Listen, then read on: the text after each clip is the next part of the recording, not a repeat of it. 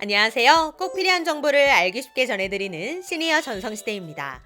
여러분 혹시 살면서 보험금 청구해 보신 적 있으신가요? 병에 걸리거나 사고가 났을 때 보험금을 청구하게 되는데 이때 이 서류에 잘못 사인하면 보험금 한 푼도 못 받고 다 날린다고 합니다. 그런데 정말 안타까운 건 많은 분들이 이 사실을 몰라서 아까운 보험금을 날린다고 하는데요.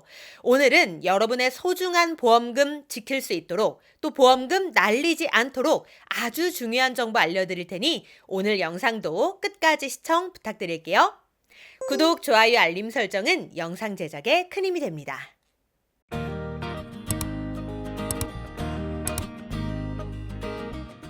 우리가 보험금을 지급받을 때 보통은 일주일 내로 아무 문제 없이 지급이 됩니다. 그런데 진단금, 사망보험금의 경우에는 얘기가 달라져요. 금액대가 워낙 높다 보니 보험사에서 보험 조사가 나오는 경우가 있거든요. 그래서 여러 가지 서류를 작성하고 조사를 거친 후에 이상이 없다고 판단되면 보험금을 지급합니다. 그런데 문제는 보험조사가 나올 만한 일이 아님에도 불구하고 그러니까 보험 가입자가 모든 절차를 정확히 지키고 또 모든 서류를 준비했음에도 불구하고 보험조사가 나오는 경우들이 있다는 겁니다. 여기까지는 보험사 입장도 이해는 됩니다. 요즘 워낙 보험 사기가 많다 보니까 정확하게 확인하려는 거겠죠. 물론 그래야 하고요. 그런데 문제는 정확한 확인을 위한 조사가 아니라 보험금을 삭감하거나 지급하지 않으려고 꼼수를 쓰는 경우들도 많다는 겁니다. 그리고 이로 인해 선량한 가입자들만 피해를 보게 되는 건데요. 그 대표적인 사례가 바로 의료자문 동의서 작성입니다. 의료자문 동의서란 무엇이냐? 이 보험 가입자가 진료를 받고 보험금을 신청했는데도 보험사가 이를 재감정해야 한다며 보험사에 일방적으로 정한 다른 의사에게 다시 소견을 받는 절차를 의미합니다. 자, 이게 왜 문제가 될까요? 원래는 보험 사기를 막기 위해 활용되어야 할 것이 보험금을 삭감하거나 지급을 하지 않으려는 의도로 악용되고 있기 때문인데요. 충격적인 사실은 뭔지 아세요? 2020년 금융소비자연맹이 금감원을 통해 밝힌 자료에 따르면 보험사들이 이 의료자문에만 연간 160억 원이 넘는 돈을 썼다는 사실입니다. 그러니까 보험사에서 의사들에게 의료 자문료로 무려 160억 원을 쓴다는 얘긴데요. 이거 냄새가 납니다. 아주 구린내가 나요. 금융소비자연맹에 따르면 이 중에서도 의료 자문 건수가 가장 많은 병원은 서울의 H대학교 병원이라고 합니다.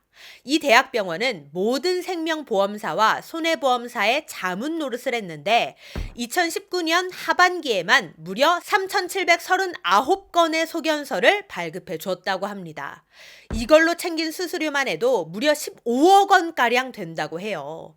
자, 그럼 어느 보험사가 가장 많은 의료 자문을 의뢰했을까요?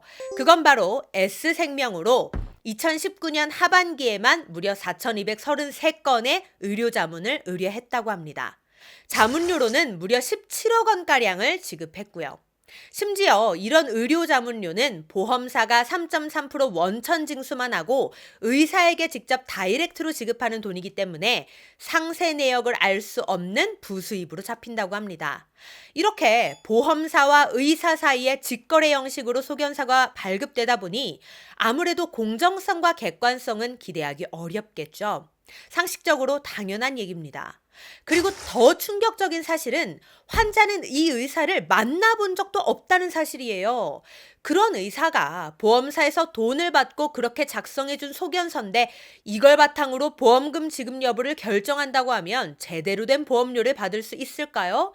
정말 분통 터집니다. 이러한 문제들 때문에 원칙적으로는 보험사가 제3자인 자문의에게 소견서를 받으려면 환자에게 의료 자문 동의서에 정확한 병원명과 의사명을 작성해서 동의서를 받아야 합니다. 그런데 대부분은 어떤 형태로 동의서를 받는지 아세요? 이렇게들 받고 있습니다. 자, 여러분이라면 이 서류를 보시고 이게 의료자문 동의서라는 걸 아실 수 있으시겠어요? 저라도 모를 것 같아요. 그냥 위임 및 동의 내용에 체크만 하면 되는 서류인데 이 안에 우리가 몰랐던 의료자문 동의에 대한 내용이 숨겨져 있었던 겁니다. 자, 자세히 하나하나 읽어보면 여기 청구권의 손해사정 업무와 관련된 제3의 기관의 의료자문 및 법률자문, 자, 이렇게 적혀 있죠. 이게 의료자문 동의에 대한 내용인 겁니다. 별 생각 없이 여기 체크하고 사인하면 나는 아무것도 모르고 나는 알지도 못하는 다른 의사한테 의료 소견서를 받는 것에 동의한다는 뜻이 되는 겁니다.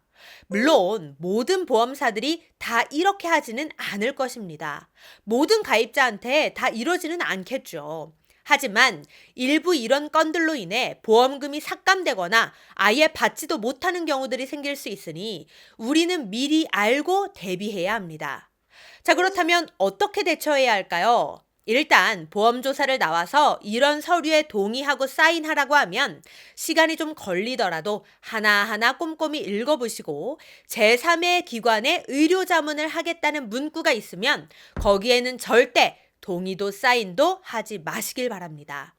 그러면 아마 보험사에서 이거 사인 안 하면 보험금 안 나옵니다 라고 할 거예요. 하지만 의료법 제17조에 따르면 환자를 직접 진찰한 의사가 아니면 진단서, 검안서, 증명서를 작성해 교부하지 못한다고 명시되어 있습니다. 또한 보험약관에는 보험금 지급 사유에 대해 합의하지 못할 때는 보험 수익자와 회사가 함께 제3자를 정한다고 나와 있어요.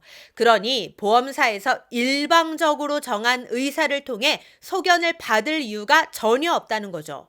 게다가 나는 본 적도 없는 의사가 소견을 해준다고 하면 그건 명백한 의료법 위반이고요. 따라서 보험사에서 동의하고 사인하라고 해도 이걸 다 해줄 이유가 없다는 뜻입니다.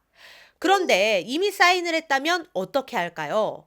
금감원에 해당 내용을 신고하셔서 구제를 받으시길 바랍니다.